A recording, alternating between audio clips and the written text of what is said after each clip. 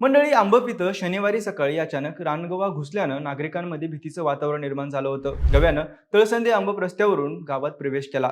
तिथून ग्रामपंचायत कार्यालयासमोर जात जिल्हा परिषद शाळेची संरक्षक भिंत तोडून शेजारच्या आंबप हायस्कूलच्या मैदानात हा रानगवा घुसला.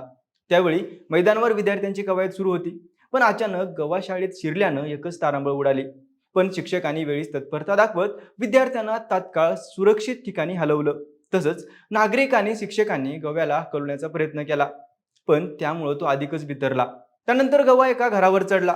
सुदैवाने या घटनेत कोणतीही जीवितहानी झाली नाही, पण गवा घराच्या कौलात अडकला आणि नंतर शेजारच्या खासगी शाळेच्या अंगणात त्यानं उडी घेतली. नागरिकांच्या गोंगाटामुळे गवा अधिकच चवताळून इकडे तिकडे पळत राहिला.